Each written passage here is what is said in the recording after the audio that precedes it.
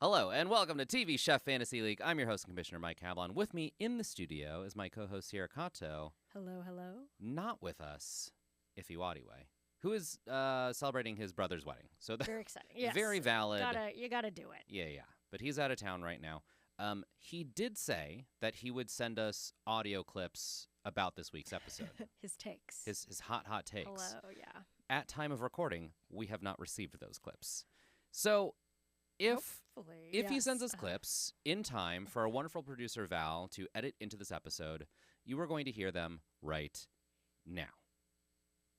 And if you don't hear anything, that's just an awkward pause just for funsies. Yeah. And now you know that Iffy's having a great time at his brother's wedding. Right. Not enough time off in between events for worst cooks in America.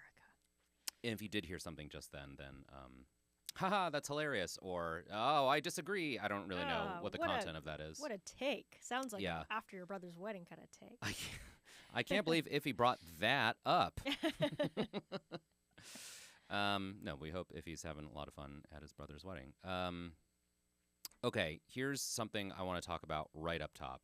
I don't know if you saw this. And we didn't talk about this off air. I'm kind of springing this on you. Oh, uh-oh. Eater, one of the great culinary publications of the internet, recently did an interview with Dylan from Great British Bake Off. Oh, Did you read it? I saw this. No. I've seen some other Dylan content, but no, I don't know if I saw this. Okay. This was published this week. Okay. And so I read. It's actually a really short interview. There's not a whole lot going on there. Mm-hmm. They did not try and get him with a hot topic. It's just sort of like, hey, how are you? It's like a 5-question interview. Hey, you caught some eyes on exactly. British Bake Off? Here are my takeaways.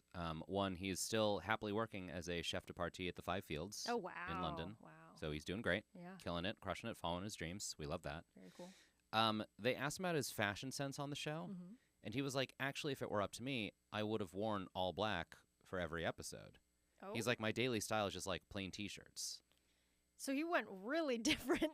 So his that. excuse was he was like, they put a bunch of restrictions on what you can and can't wear on the air. Mm-hmm. They're like, we want bright colors. So he was like, well, let me just dig through my closet and find the most obscure, weird shit I can find. And mishmash them together? And he delivered. I mean, of course, the hat sticks out. It's like you just have multiple that. hats, yeah. You just have that hat, and it matched with kind of the puffy sleeves because there was sort of like a pirate or painter situation happening. Yeah. Painter, probably. Baker. I don't know. It's like storybook profession. You know sure, what I mean? I'm yeah. cracking open a 17th century fairy tale, and it's like, they're all dressed the same. It doesn't matter what your job is. Right. They're like leaning out the window, like in Bonjour and like that. I need 6 eggs. Yeah. Belle. Yeah. Beauty and the Beast. That's what's called. I need 6 eggs. He's the one. It's very Okay, interesting. Yeah. I'm surprised. Here's the third thing I learned from this interview. He signed with a modeling agency. Oh, good. Yeah, you gotta. I'm not surprised. Yeah. And I thought, I was just going to say good for him that he's not like, I feel like it'd be very easy to go on reality TV and then make that your career, as is the case with a lot of people on Worst Cooks in America this season. Sure, yeah. But he's like, no, I want to be a chef. I'm going to go on a baking show. I don't really care about baking. I want to be a chef. Right. People think I'm hot. I don't really care. I want to be a chef. Right. I love that. He's got the full chef career going, and I feel like modeling, is tough, obviously. So it could be something he kind of do on the side. Yeah. If it picks up, then sure he can pursue that completely, or Right. if it doesn't, then he's got a full career going already. Right. So it seems like the smart way to approach things, but wouldn't it be nice to just have a nice modeling career to fall back on a backup modeling career? When in between shifts. I would think that's especially hard to balance with cooking because God forbid you get into some sort of accident where hot oil burns your face and then you can't model anymore. Oh my God. Well, yeah, or it's kind of your trademark and you're like, oh right, yeah. Like, You're like the Seal, badass. Yeah. Or Padma, she has that scar on her arm. Yeah. Kind of. It's kind of like, ooh, you've like lived some life, Yeah, exactly. What's behind There's that? some character there. Yeah. For some of the more hardier colognes, Yeah. I would imagine. One thing I did see, speaking of colognes, he on his Instagram, I think, did like a video on like how he makes moisturizer out of tallow, beef tallow. Oh, weird. And it was like, ugh. Wait, really? No. I think it was sweet. It's like, oh wow, he really like puts a lot of care into this. Yeah, he like takes beef tallow and like. How much processing is he doing, or is it just like rub beef tallow on your skin? Because that to me feels like you're playing with bacteria. You know what Oh I mean? God, I think he's doing some process. He was definitely like adding some scents, I think, to get rid of like the extremely meat scent. Let's hope. It's not a smell-o-vision. Yeah. But yeah, so I don't know, but it was alarming because I have tallow in the kitchen that sometimes we use to cook with, and Sure. it's very, it's like Beefy. it makes your dish like whoa meat dish, Yeah. you know. So you kind of have to like, it's much easier to cook with oil or something that's a little. It's also much easier to moisturize yourself with anything with else on anything earth. else. If you're gonna pick something out of the kitchen, do butter. You know what I mean? Yeah, God. Yeah, so I don't know what that was all about, but I was like, damn, this is like a Dylan post, you know? Wow. If you ever saw one. That I really didn't see that coming. Yeah, so when you brought him up, I was thinking like, I wonder if he talks about the tallow in this No, I'm angry that Eater didn't bring up the tallow Not good moisturizer. journalism. Yeah. Wow.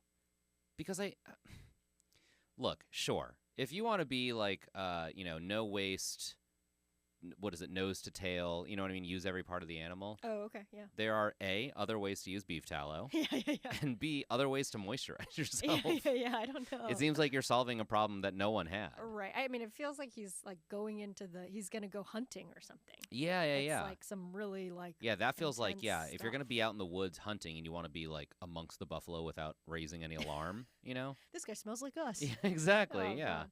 Yeah, I mean, maybe.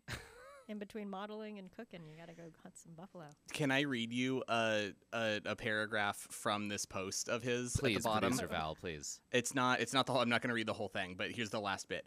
Give it a go, and if you think it's weird, I also use snail mucus on my skin.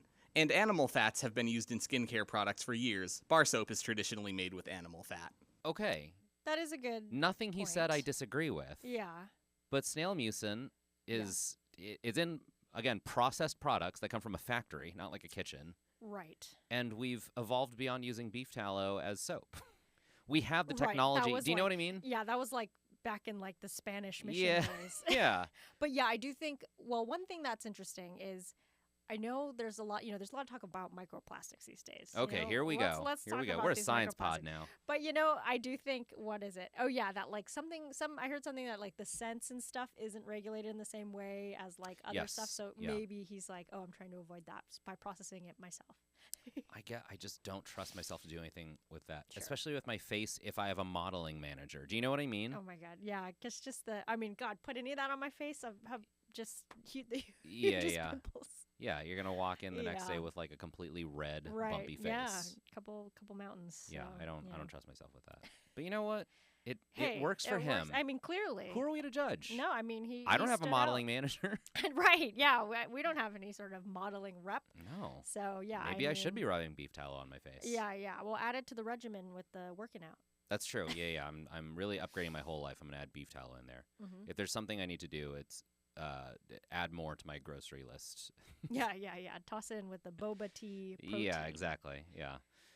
Okay, let's talk about worst cooks in America. No negative points this episode. No one got freaked out by Oh an my God. ingredient. No one mispronounced anything. That's crazy. I guess. know.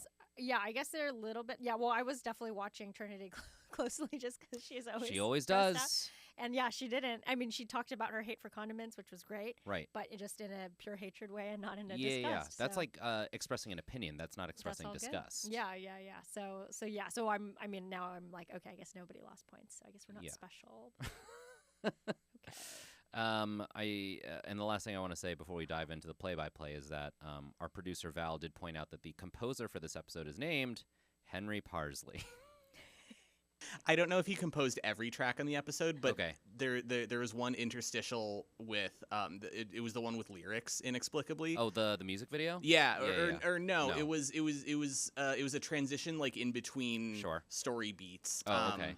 And the music had lyrics. It had a singer, and I thought that Yeah. was so weird that I Shazammed it. Oh, Whoa, weird. And and they Shazam had it? correctly identified it as Henry Parsley? Yes. Wow, famous. I guess I had just never, prior to doing this podcast, put thought into food as a last name. And now there's so many fucking food last names that I'm like shocked. Now you got to put some thought into it. you know? Yeah. But yeah, I mean, I guess, but it's like, last names, man.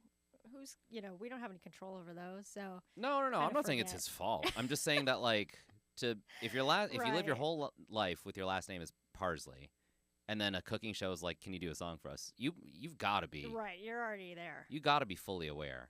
You weren't even hired. You were out the womb in the job. In the job. You would hope so. Yeah. So I feel like nice. sometimes people are like unaware of their own name. Do you know what I mean? You ever meet like a really boring person, and it's just like trying to think of an example. Like, okay, I can't remember the example. I remember in college, a friend of mine was like, I met a girl, and her name was like a full sentence. It was like Brittany dies or something like that. You know what I mean? And my friend was like, your name is a sentence, and she like the girl didn't get it. Like just right over it. You know what I mean? Yeah, it's just like so no imagination. To you. You're like, I don't even realize what this is other than the thing that I write down on my homework. It's such a bummer that you gotta know. You gotta embrace it. Yeah. I think it's pretty wacky. Pretty wacky these names. These names be wacky. These wacky names. Okay, the team challenge in this episode was called Game of Scones. Okay, tell me if you had the same thought that I did. Because we're Hollywood people. We're here. We're in the industry. I was shocked there was not more cross-promotional time because Food Network is owned by Warner Brothers Discovery, which also owns HBO. Max. Yeah, it's all, HBO, you know what I mean? Like Space Jam 2 had like every Warner Brothers character in it. Right. So I'm like, I was actually kind of shocked that this still felt like a typical Worst Cooks low rent challenge. Sure. Yeah, like the kind of like Disney. Yeah. It felt like I didn't think about that. Like Kit Harington should have come out. You know what I mean? Yeah. Or probably. Actually, what's the guy's name who had the red beard guy? Red hair and like. Oh, Wes. But in the Game show? of Thrones, in Game of Thrones. Dorman or Tormund or whatever. Yeah. He should have come out because Wes would have lost been his able shit. to, have kinship. But anyway, so I do think that the show, I had kind of thought of it as like, oh, maybe they're not allowed to, because I will say on Disney's like super weird, where like I worked on a Disney Plus show, and we were like, oh cool, we'll get to like deal with Disney characters, like and use like clips from Disney things, and they were like, no, really. Well, yeah, it was super weird. They definitely didn't want us to talk about Mickey. Get his name that feels out of your right. mouth. Yeah. But then, of course, like other stuff, it was like, oh, can I use like this clip from Night at the Museum? And they were like, they like lent us all the resources so I could watch the clip and say when. And then by the end, they were like, yeah, no, actually, we're not going to do that. Whoa. It was like very strict and weird. I don't know why. So anyway, part of me was thinking, sure, it's kind of it's on Max or whatever, but maybe they're not allowed to do much. So I'm surprised they were even allowed to do as much as they did. But they're not as strict as Disney. That feels like such an emblematic example of like bureaucracy, because ultimately what it comes down to is like, you don't use licensed material because you don't want to get sued. Right. And I guess at the end of the day, it's like, who's going to sue you? Yourself? Do you know what I mean? I mean, yeah, it was weird. Because I think, there's definitely like a whole branch that is Mickey and protecting Mickey. So that we understand makes sense to me. But if you're on a Disney show, you should be able to use like Iron Man and Yoda. Do you know what I mean? Yeah. Can we get... I guess we did have BB-8. Okay. So this was a show called Earth to Ned. It has since been taken down from Disney Plus, but so now it doesn't even matter at all. Great, I could have put anything in there. Yeah, exactly. But yeah, BB-8 did make a showing. But wait, can I say this? Yeah. They cares? they brought in a tent to control BB-8 as because it's like a controller. Yeah. But they made sure you can't see what's going on. Proprietary controls. So it was like, okay, sorry. Whoa. Yeah, it was crazy, but it was cool. But anyway, so in that way, I was just like, well, maybe they can't even say Game of Thrones. Wow. And they got to use the slightly different font or something. I have so many questions about the BB-8 tent. Yeah, it was because what could it possibly? You know what I mean? Well, and it was crazy because this show was on the Jim Henson lot because it was a Jim Henson show, and so there's all these puppeteers there who would probably loved, maybe because there's like puppeteering. Oh, sure, rivals. Okay, but also I'm sure they've learned from Jim Henson's company who made all the puppets, but like who was the pioneer, and they probably worked. Frank Oz worked on both things, it's like kind of silly, but yeah, maybe there's a little bit of puppeteering rivalry. I'm picturing how magicians don't all just reveal their techniques to each other. Sure. Because it's ultimately there's only a couple ways to make something vanish, and they all root back to one guy who invented the vanishing technique. Ooh, yeah. But then if you come up with a new way and people are like, whoa, how'd you do that? You don't want to be like, here you go. Right. I guess you want to make some money off of that for a few years before it goes out to the world. But yeah, I don't know. Maybe, or maybe they just didn't want to show that it was just like a GameCube controller and it's the guy who did the Titanic submersible. Oh, no. Yeah. Oh no. Too soon. Yeah. Oh yeah.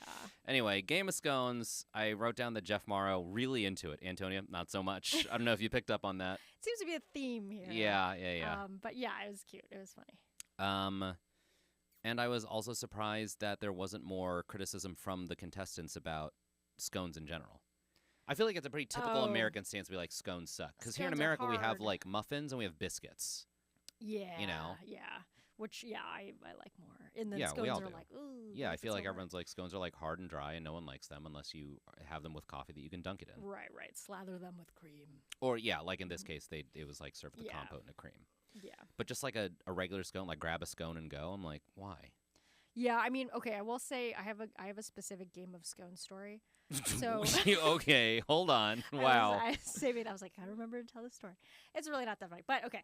So I watch Game of Thrones, of course. Uh-huh. My sister did too, but she was pretty much like she's kind of, I would say, not liking the violence and the gore too much. So there's a lot That's of a hard show to stomach if you're not into violence and not gore. really into the violence and gore, but Kind like of its the whole show, thing. like the show. But yeah, she would definitely I think close her eyes at sometimes, Okay. But yeah, I didn't really know Older or the younger? extent. Older, but Okay. you know, protecting her peace. Yeah, I'm not thinking of like a 6-year-old where it's like, Oh, ew, no, this no. is No, like a fully formed throughout our human life- adult. Yeah, Yeah. throughout our life, she was a big Smallville fan, but like even Okay. that could get a little gory, right? so anyway, back to Game of Thrones. So I got her like a game. I think it was literally called Game of Scones, like a baking cookbook. Oh, wow. Okay. That was like has all these Game of Thrones Sure. themed scones. And on the cover was the kind of main one, and it was like a scone face of spoilers, but of Pedro Pascal's character, Okay. and when he gets his eyes smashed in, Sure. by the mountain, and the eyes, so you make like a compote or whatever, and the Okay, it's this bloody, is sick. I love and this. then you squish the eyes out, and it's his Yeah. face, and so that was like the main piece, and definitely if you see that, you're like, oh, this is great. Like, Yeah. I'm gonna get this book. Yeah. So when I gave it to her, she's like, oh, what's that? And I Oh, was no, like, she hadn't finished the like, what season. do you mean? No, she had, Oh. but she had closed her eyes for that part. So I think she Ah. didn't know how the death happened. Ah, She just knew that he died. So it was just funny because it was like, oh, that's kind of the main that's thing. sorry.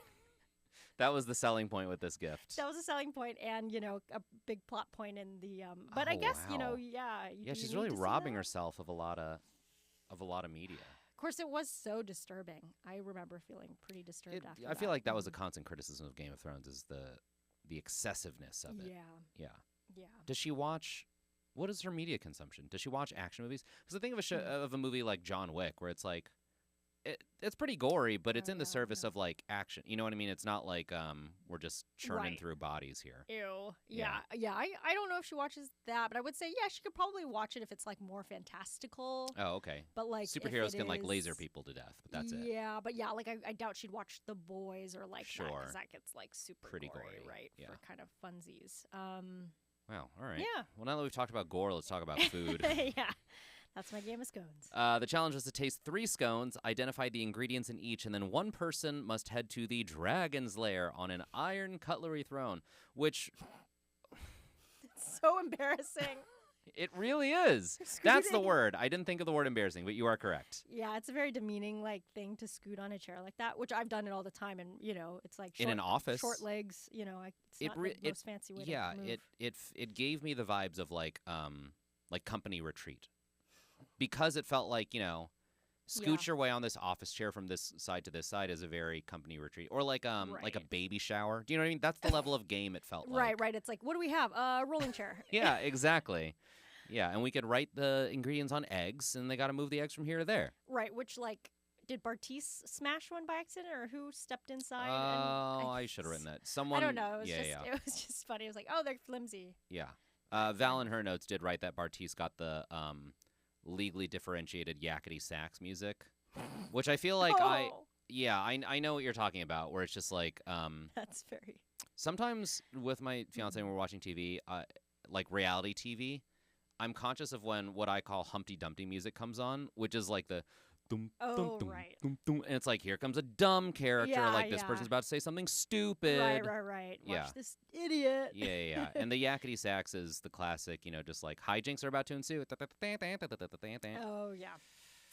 Anyway. Gotta have it. I mean, I like that. It puts me at ease because I'm like, I'm about to watch some sillies. It's not that high stakes. Yeah. It's shorthanded. That tells you can turn your brain off now. Yeah. You can trust us. You're in good hands. The losing team gets a disadvantage, which is something new. No advantage for the winning team.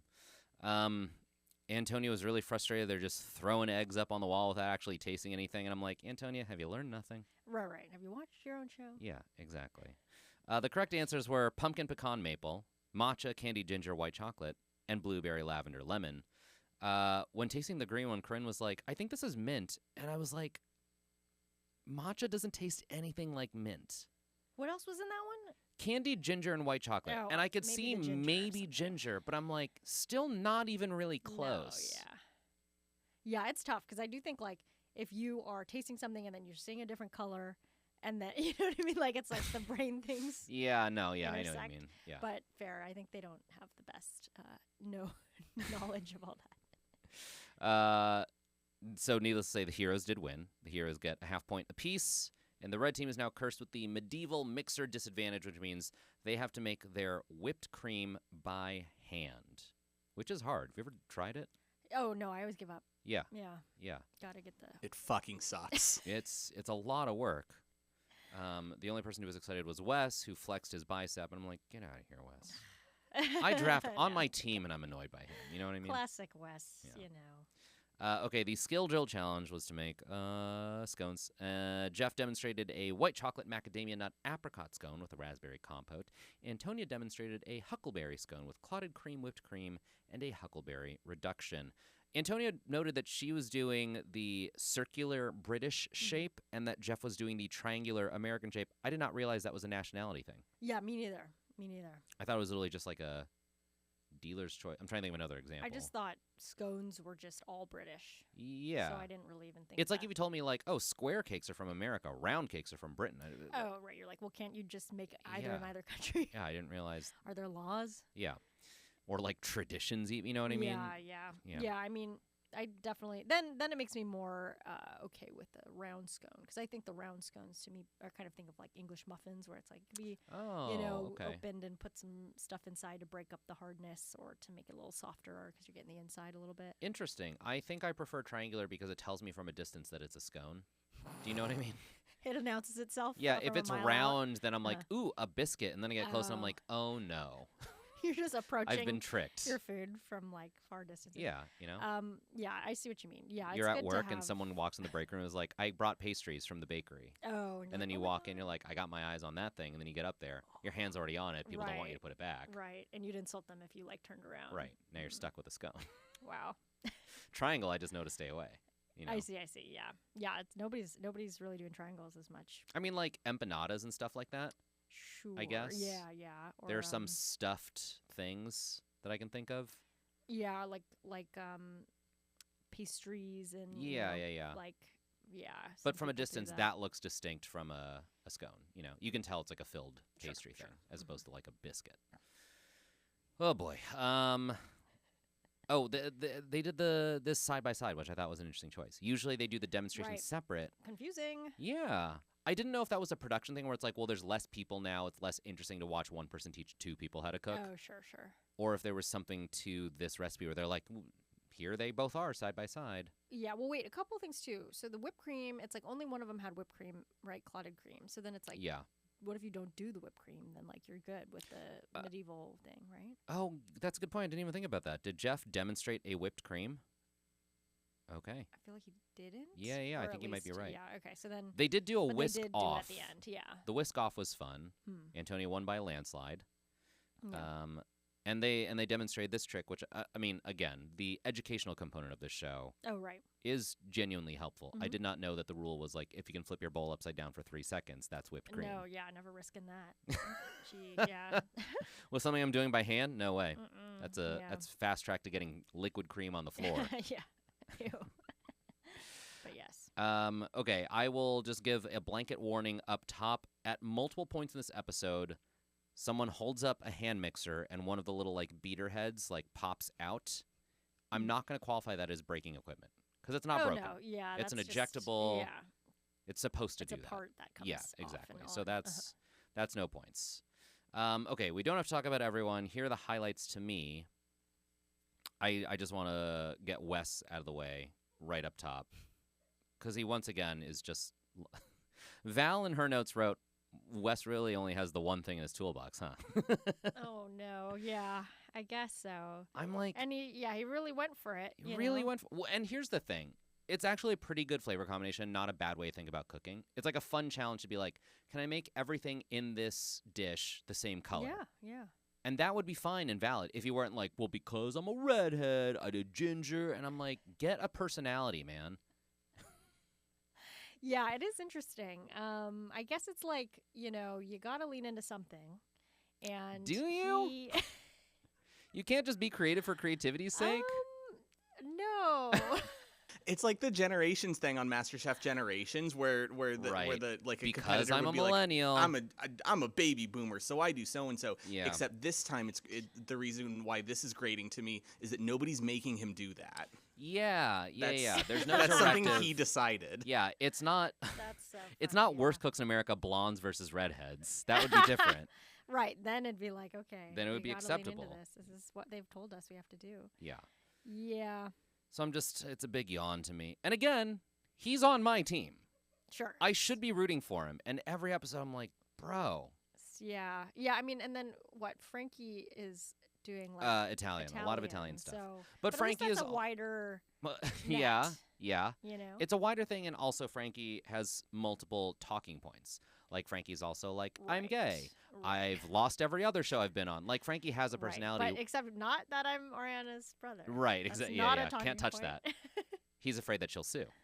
Oh, yeah. Same corporate family doesn't mean you can use the licensing can't deals. Use that. Yeah, that's right. He can't talk about Wicked. Oh, man. He's stuck. Tough. But Wes really just has the one thing that he keeps harping on. And it's like, I don't know, do you like bowling? Like anything else. Give me something. Like, it's like, what do you have did tattoos? do on the challenge? Didn't he do some physical stuff? Like, Anyway. Or do like a, Tormund thing. Game of Thrones. Okay, yeah. Be like, oh, he was in the snow. I'm going to make a snow scone. Sure. That would be great. I would love that. Yeah. He's never had that thought in his life.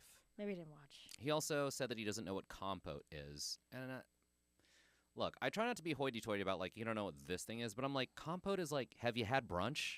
You know what I mean? Yeah, surely you heard the word, and then he's like, I have a compost bin in my backyard. It's like, okay. That feels why don't you make that part of your personality then, buddy? Yeah, composting is a personality. Make a compost scone. Shuggy's trash pie from last season of Top Chef. That guy's trash was his whole thing. Oh, God. And he got out on it. Upcycling. Be the upcycling contestant. Okay, Bartiz gets a half point for dropping his whole bin on the floor when all of his alcohol tumbles out. So yeah. It's half point there. His alcohol, which he did thoroughly taste test. Oh, right. He took a good swig. A couple good swigs at multiple points where I'm like, this is borderline too much. I think, I never watched Love is Blind. What was he on? Love is Blind. Yeah. But a lot of those shows, I feel like, Love Island in the UK, they drink a lot. And then in the US, I notice they don't. But then The Bachelor, sometimes they do. Yeah. So I don't know. So I'm like, well, maybe he's like, I get my personality out when I'm drinking on set. Come on, guys. Yeah. I will say this about there's a new season of Love is Blind out right now, currently. Yeah. As we're recording, as we're watching. You're not watching it, are you? No, I'm not. Something I've noticed this season is a drastic increase in subtle product placement. Ooh. It used to be that their alcohol was like generic. It was just the famous like gold goblets, you know what I mean? But now it's like inside of their pods they have like clearly a High Noon, clearly a Corona. Oh. And like in the like lounge area there's like clearly weights in the gym that are like say Crunch on them. Oh. Like there's just more products in the show. They got to work. Yeah. Marketing, branding. And conversely, my fans and I have also noticed that they've used a lot more like big songs. Oh. Like usually I'm not the first person to say this, but like with Netflix reality shows, just this house of generic pop music. Right. That kind of doesn't sound like anything. Uh-huh. And this season it's like I'm hearing like Billie Eilish, Whoa. Coldplay, like expensive songs. Big deals, yeah. Crunch Gym and Sprite are paying for Billie Eilish. You know what I mean? Okay, yeah, interesting. Yeah. In Traders, I think they have like original music. Where What? Where they literally have like it's like a woman singing like these kind of eerie songs. Whoa. When they're ready to go to the table to like vote each other off. Hell yeah. And it's like, yeah, I'm not going to be able to do it justice, hard, but yeah. it's like, it's quite haunting. And I think it's original. That's amazing. Because they keep adding more, and I'm like, oh, I didn't hear that one last season. I mentioned this last week, but last weekend I was at a wedding, and the DJ played the White Lotus season 2 song. You know that one? Way. Yeah. It really it hit. It hit. Wow, Everyone was into it. That's funny. Yeah, this is the time. Okay, Frankie. I was a little bit confused about what happened here, but I'm bringing it up because he gets a half point. He set his burner on fire, where I'm like, that's what it's supposed to do. Yeah, I was confused what was going on there. I was very confused what was happening. But the point is, something got caught on fire. Equipment that's supposed to be on fire got on fire. And then he picks up his hand mixer and he goes, ah. And so I'm going to call that a burn. He burns himself. That's a half point. It seems like whatever he was holding, I think it was the hand mixer, fell, but it fell out of frame. We did not see it hit the floor, so I'm going to say no points for hitting the floor there. But I'm going to give him a half point for burning himself on a thing that was hot. That's all I know. Right. I also appreciate that when he presented his Great British Bake Off voice, presented scones. Knows his audience. And he was the only one who did a savory scone. Italian. He was like Parmesan, sun-dried tomato. Rosemary. Yeah. I've been really getting into sun-dried tomatoes lately. Oh, what have you been doing? Doing a little barley with sun-dried tomatoes. Barley and sun-dried tomatoes? Yeah. How often are you eating barley as a meal, period? Well, I'm trying to do more fiber. Okay. You know, helping the cholesterol a little bit. Okay. And so I think the whole grains. Yeah. So sometimes beans, you get legumes sick. is what you want. Oh, okay. Yeah. High fiber, low cholesterol. I do some garbanzo. Okay, that'll do it. Some garbanzo sometimes. But yeah, so I was doing like quinoa, but barley's in there. Wow. Barley and sun-dried tomatoes. Okay. And mushrooms and a bunch of other like Italian flavors. That sounds more. Yeah. But because I hadn't had sun-dried tomatoes in a while, I'm just kind of like, oh yeah, I should get those and like throw them in there. And they're in the fridge, and they don't get old very quickly like fresh they'll last tomatoes, forever. So. You can kind of do pasta, Make sandwiches. Look, this episode brought to you by the Sun-Dried Tomato Council of America. Yeah. Well, if we play our cards right, like Love is Blind, we'll have some sun-dried tomatoes on brand name sun-dried tomatoes. Would love to. Set. A little baggie of sun-dried tomatoes here on the table with us in the studio. Sipping sun-dried tomato out of this little mug here. Okay, the only thing I want to bring up about Trinity is she did this thing that I thought was ridiculous, but I'm like, I guess I do this in my own kitchen all the time too, which is she got a measuring spoon, like a teaspoon, walked across the kitchen and went into like a vat of like, I don't know, white powder, flour, baking soda, whatever. Just scooped one little scoop out and then like put her hand under it and like carried it back across the kitchen. That felt silly to me. That is, that's not ideal, but because you would just bring the whole thing and then do it at your station. Yeah, you probably want that little spoon doing the least amount of travel. The least amount of travel. Yeah. Anyway, I thought that was ridiculous, but I'm like, I do that all the time. Okay, Corinne, I'm bringing this up just to say she did not get points. She did not zest her hand. There's a bit where she's zesting and she goes, ah, and then she looks and she goes, no, I'm fine. Oh, yeah. So I'm going to say no injury there. Okay. She's using her stupid little finger guard, which we talked about last week. She's traumatized. She's very traumatized. Okay, Tiffany, man, so much to say. I'll start by saying Tiffany's my favorite. I'm outright rooting for her despite the fact she's not on my team.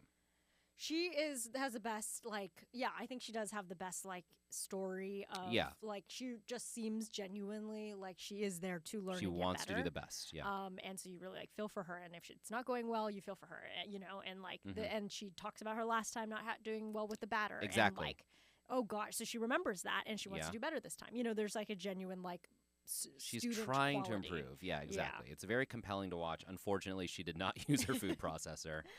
Right. And I was like, I'm impressed with, later we'll see when the judges go away, they don't have that resource, right. But they're good about asking questions, asking for help, it seems. Yeah, exactly. Yeah, she calls Antonia down, and Antonia's official advice is stick it in the oven and say a little prayer. Which you gotta appreciate. Sure, yeah. That's real Top Chef mentality. It's just like, you let go and you let God. Right, and you never know. It could mix together right. And they did say it tasted good. It was just like made wrong. yeah, damn it. Yeah, okay. She called it a cross between a scone and a cookie.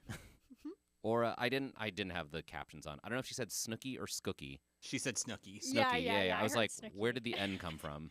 It just sounds better because I heard snooky and I was like, surely she must have said skooky. No, snooky. Ridiculous. Okay. Val in her notes brought up a really good point, which is how much side coaching do you think they're getting? Because Tiffany's scone was served with a mango molasses chutney, and I don't believe she just came up with the idea for a mango molasses chutney. Oh, sure. Yeah.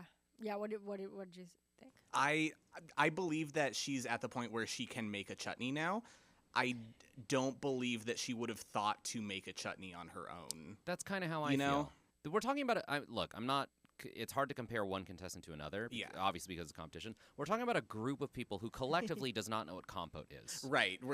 That's the whole thing. Yeah. That's the whole reason that they're here is that they don't know anything about, right. you know? So to say I'm making a mango molasses chutney, I'm like, are you making it? Right. Or did someone tell you to make it? Occasionally we've had those moments where, they pull out something in their multi-dish thing where it's like, oh, well, damn, well, if you knew how to do that, how come you were struggling so much earlier? Exactly. Yeah, a lot of the times, like on this show, I've noticed that they'll take a contestant will take a big swing, but it will be like based off of something that they learned earlier in that episode or that they learned the week before or something like that. Yeah. But like a mango molasses chutney just kind of came out of nowhere. I agree. Unless she was like, oh, I have an idea. I like mango and molasses is sweet. Let me put that together. And someone's like, that's called a chutney. And she went, cool. Yeah, great. I'll roll with that. I would believe that. Sure. Yeah. And it is kind of like just another fruit to substitute in for whatever sweet fruit compote. Yeah, it checks that. It makes sense on a chemical level. I'm just like... Yeah, like maybe she called it a mango compote. And they're like, actually, it'd probably be a chutney in this case. Okay, great. All right. The winners for this round were Corinne and Trinity. That is 1 point apiece. That brings us to the main dish challenge. Dinner is coming. And at that point, I went, oh, we're still doing the Game of Thrones thing? I thought we were done with this. Right. Yeah, I came back. Yeah. The challenge is to make a multi-component dish fit for a king or queen. Jeff and Antonia not in the kitchen. No demo. All the dishes are tasted blind. And the bottom 2 chefs are eliminated. This really felt like it should have been a finale kind of challenge. Yeah, it's because it's so open. And I was like, did they run out of ideas? It has nothing to do with scones, which has been the whole episode. Yeah. And episode 5, in the middle of the season, they're just like, the challenge is cook a really good dish. And like, it's like, isn't this their final showing for... Yeah. It could have been like make a sandwich on a scone or something, Or, like your twist on a scone, but savory. Yeah, or a different baked good. I don't know. Yeah, I don't know. Anyway, that being said, I was shocked at how nice some of the dishes ended up looking. Yeah, people really knew what they wanted to make, and of course, Wes had to have his reverse sear in there somehow. Got that in there. Fucking started Got that on in that. there. Okay, let's talk about it. He said, I'm going to do the only meal I can make because Antonia's recipes usually have too many steps, which I don't disagree with. I'm actually on Wes's team there. Do what you know, and Antonia's recipes are complicated. Mm-hmm. But then he was like, I'm going to do the reverse sear, and I was like, God damn it. He's doing the stupid thing that, like, is the showy thing that no one cares about. Right. His twice-baked potato, which he has made on the show before, or tried to make, and bacon-wrapped asparagus. So many unnecessary steps. The hubris to do a reverse sear steak a week after Antonio was like, don't do that. Yeah. He really wanted to do it. And also, this is, like, arguably the meal that I drafted him for. When we did the draft, I was like, that guy is buff. He knows how to make, like, a stupid, like, steak and potatoes meal. And he made it, and it wasn't that good. And I'm like, God damn it, Wes. Give me a reason to root for you. Oh, no. Really not helping me out here. They said it had a nice char on one side, but the other side was blonde or undercharred. He has never worked with truffle before, so he throws truffle on it, throws them off. They said the bacon needed more time. They called his twice baked potato softball shaped, and they said it needed more salt. And he was so proud of the baked potato and was like, "You didn't put salt in it?" Oh no, that's tough. The whole thing, I was just like, Wes, come on, man. Yeah, it's too blonde. Should have been ginger. The one time. Yeah, come on. The one time. He used it all up in the scone. Okay. Yeah, okay. We kind of touched on this, but I do want to bring up that Trinity, this is where she really talks about hating condiments. But she was like, I can't not use them, so I'm going to make an aioli. And I was like, that is the most character growth I've ever seen. Yeah, on a reality competition program. Especially mayonnaise, which I feel like for people who don't like condiments, that's number the one. condiment. Yeah. So yeah. Yeah, so great job, Trinity, making her little pasta dish. Frankie made a sweet and sour halibut, which I was like, okay. It's a little weird. I'll let it fly. We'll see how it works out. Then he said he's making wasabi mashed potatoes. I was like, okay, we're getting weirder. And then he put coconut milk in the mashed potatoes. And I couldn't redeem him after that. Yeah, that's weird. That's sweet, and then even he was like, "I've never seen this. I don't know why I'm doing it." I'm like, "This is Sebastian Bach behavior." Oh man, yeah, the ghost of Sebastian Bach. It was so weird. The judges didn't like it either. They said, okay, Antonia said this was one of the best pieces of halibut she's had in a long time. Surprising, high praise, yeah. But she said that the sauce is strange, and they were both like, "What's in the mashed potatoes?" And Antonia coined, this dish is an exploration of, what is that? Which I think is very funny criticism. Ask those deep questions. Okay, Tiffany. I'm bringing up Tiffany because she opens the oven to check on her lamb, drops the lamb, but it does not touch the floor. It touches the door of the oven. Okay. So I'm going to say no points for touching the floor there.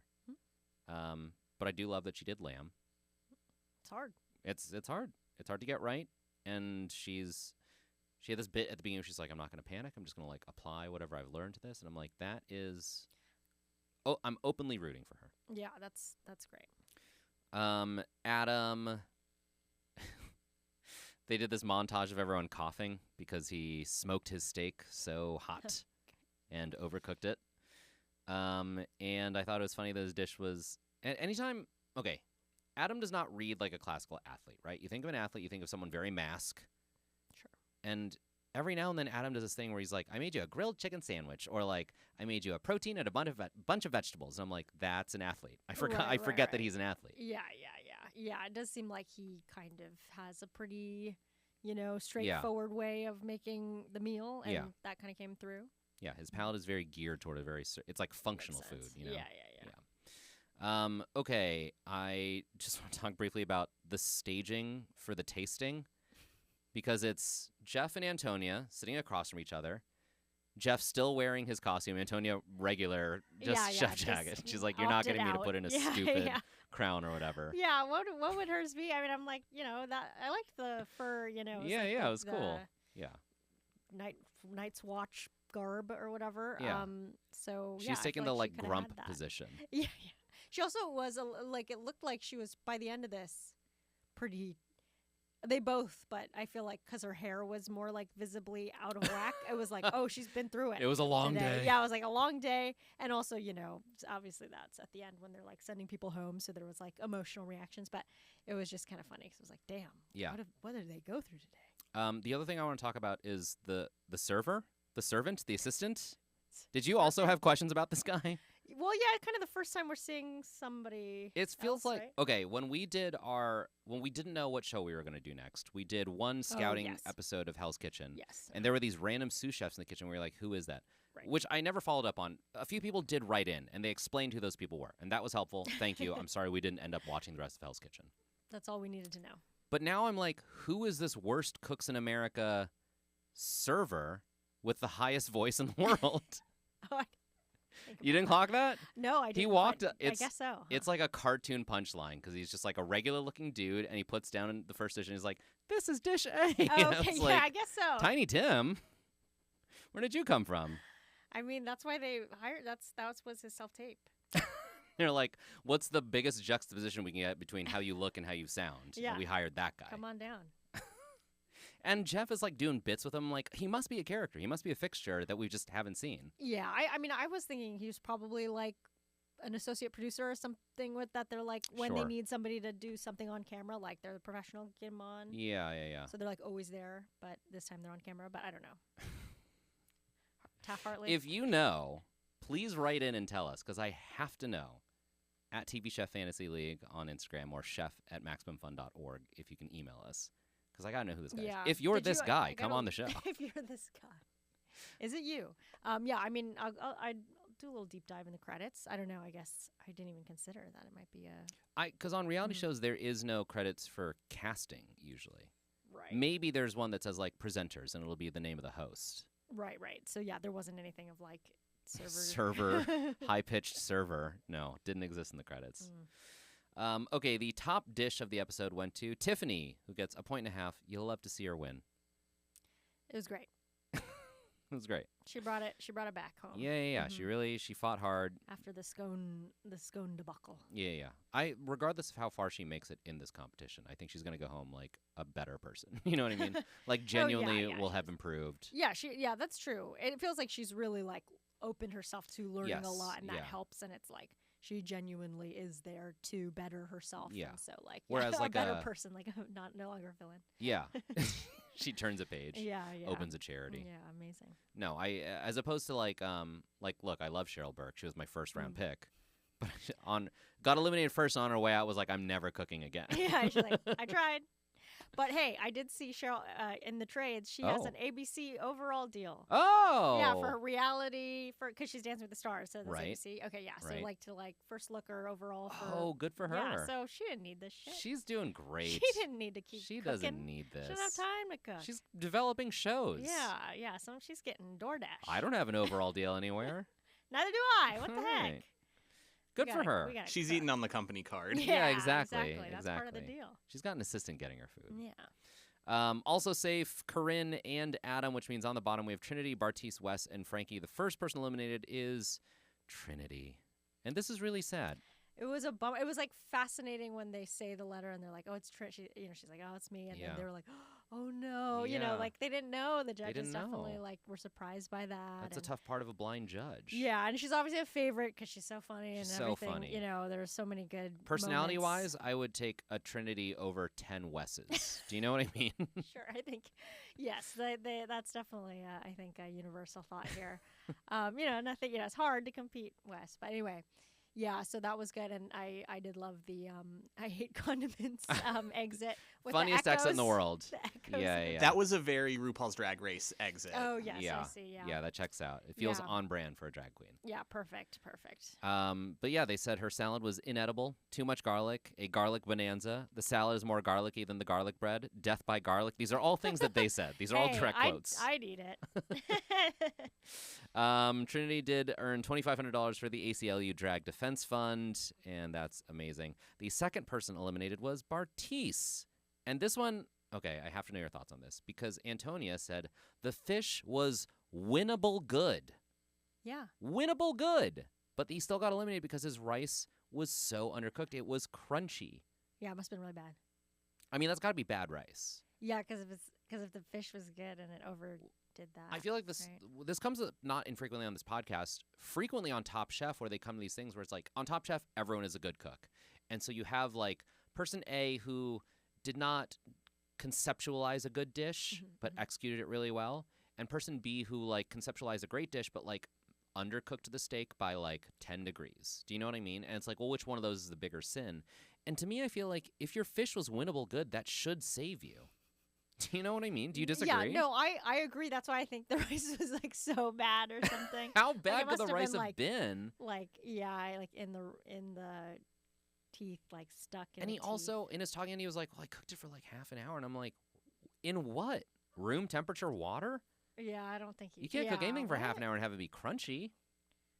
Yeah, I don't know. He probably never like got hot enough or something. I have so many questions about how that went down. And then I'm trying to think of the other people who were on the bottom. I was like, I guess everything was all around like moderate enough, but it was so bad. And then right. good. So Wes was also on the bottom with his stupid reverse sear steak, right, and his too salty potato and his undercooked bacon. And I'm like, that's like 10 sins in a row. Right. Send that dish home. You're happy with your bland steak and potato? Do you know what I mean? I guess. And then who else is on the bottom? Trinity, Bartice, Frankie. Frankie's the other person who was on the bottom with his coconut milk mashed potatoes. Oh, yeah. You're telling me winnable fish went home? But then best halibut she'd had in a while too. So best halibut and winnable fish are on par with each other. So I guess. So the rice was so bad. The rice was so bad it was worse than coconut milk wasabi mashed potatoes, which sounds atrocious to me. Sweet and sour sauce on the asparagus or whatever. What's the? No, it was on the broccoli? fish. Oh, no. Let's sweet and sour this fish with ketchup and orange juice. Yum. I was really astounded at this, and it's not even like you can be like, oh, they have it out for Bartice because it was a blind judgment. No, yeah, they had no idea. Yeah, I guess they just thought that was a big enough sin, and then. Yeah, they didn't do a collective sort of adding up of everybody's performance this episode. It was truly just like out on one bad meal. I'm just shocked that they considered winnable good a bad meal. whereas winnable. Yeah, but blonde also I'm like, steak what and- does that mean? Like number one winnable, yeah, I don't know. or is it like It's hard to know. I don't even. I know, but I know what you mean. It's like, Right, how would right. you define winnable? Yeah. It was a weird choice to me, but anyway, Bartise is eliminated. He earns $2,500 for the Arc of the United States, and he mentions wanting to find a stepmom, did not realize he was a single dad. Right. Because when he was We on Love knew is Blind, he didn't have a kid, Right. Now he has a kid. We know. and we don't. I mean, maybe the internet knows who the mom is. I don't really care. I'm not going to Google it. Don't write in with that. If you know the answer, I don't. Yeah, Please yeah. don't tell me. I don't care. Yeah, we don't need to know. But he's a single dad. Okay. Preview for next now week. You can cook a little better. Yeah. Hopefully that Mhm. kid doesn't turn out like Rachel Riley's kids eating their chocolate lasagna. Oh yeah, they're not eating that. I do want to point out the preview for next week shows everyone being freaked out by seafood. So I think we're going to lose a lot of points next week. Yeah, It's a live I seafood mean, episode, it's and over every for single me. contestant they showed someone being like, ugh. Yeah. Great. So I can't wait to score that one. That's going to be a lot of fun. Let's do our points. As a reminder, you can find our rules on our Instagram at TV Chef Fantasy League. In this episode, the team challenge is won by the heroes, who get a half point each. Skill drill went to Corinne and Trinity for 1 point apiece. The main dish challenge winner was Tiffany for 1.5 points. Bartise gets a half point for dropping something. Frankie gets a half point for burning himself. So this week, I gain 1 point. You gain 2 points. Iffy also gains 2 points. Everyone got points on the board except for Wes. So he's really sandbagging me on top of being just like personally annoying. Oh no, Wes. That being said, I'm still in the lead. The leaderboard as it stands right now, I'm in the lead with 10 points, but you and Iffy are tied with 8.5 apiece. Okay, That's a point and a half. You have 2 people versus we. I think only have 1 each. That is true. Okay. I have Wes and Corinne. That is correct. You only have Adam. Iffy only has Tiffany. Yeah. Wow. Yeah. And Val is still in the competition with Frankie Grande. Frankie burned himself. How am I doing? I have not been keeping track, but I think you're under 4 points total. All right. Yeah, but he has been kind of a point. He's lasted longer than I maker. thought he would. Yeah, for Yeah. sure, and like has made won a lot of challenges Yeah, exactly. and burned himself. And burned himself. So yeah, this is exciting. A 1.5 difference between you and Iffy and myself. So that's one challenge. You know what I mean? Sure. Still But anyone's yeah, game. fewer people to get that. That's Does that make true. sense? That's true. Yeah, for yeah. us. It's harder to get those We'll see. points, but yeah, we'll see. Mhm. And we are now 2 weeks away from being done with Worst Cooks in America, which is exciting because then that decides. Well, A, because then we get to be Because done with we'll it. Be done. But B, that decides the drafting order for Top Chef. Top Chef starts Yeah, in just oh a my couple weeks, so God. I'm thrilled. So exciting. We're doing our research. Also, I will say, as much as we shit on Worst Cooks, I was watching it this morning and it was making me it was like a nice start to the day. I was like, oh my God, it's Monday, but it's. I know what you it's mean. kinda I like fun. to start my day with like a smooth brain activity. Do you know what I mean? Just Yeah. like nothing strenuous. Some people are like go-getters, get out of bed, go to the gym or whatever. Oh God, going. to I'm run. like, let me just like I'll read the trades in the morning, Mhm, which mhm. sounds more important than it is, but it's really just like I open Deadline, I scroll in Yeah, bed. yeah. You know what I Right. mean? Get your Cheryl Burke overall deal announcement. Exactly. Yeah. Exactly. I'm not trying to do anything strenuous or like Right. logical before lunch, really. Yeah, Yeah. I mean, this is the show for you. This is it. Mhm. Great start to the day. The Breakfast of Champions, Worst Cooks in Yeah. America. Folks, if you like this podcast, please tell your friends, rate and review us. Also go to MaximumFun.org/join where you can support us directly for as little as $5 a month. Thank you so much. Once again, you can contact us on Instagram or via email, chef@MaximumFun.org. If somehow you are still doing your league and you haven't tagged us, let us know now because we're 2 weeks away from the finale. Dying to know how your team is doing. For full unedited episodes, you can check us out on YouTube. Thank you to my co-host here, Kato. Iffy Wadiway might have made an appearance in this episode. If he did, thank you to Iffy Wadiway. And if he didn't, man, fuck off. That's it. We'll be back next week. TV Chef Fantasy League is a Maximum Fun production. Our producer is Valerie Moffat. Our theme song is by Dylan Van Auken. Our artwork is by Sabrina Volante. Follow us on Instagram and YouTube at TV Chef Fantasy League.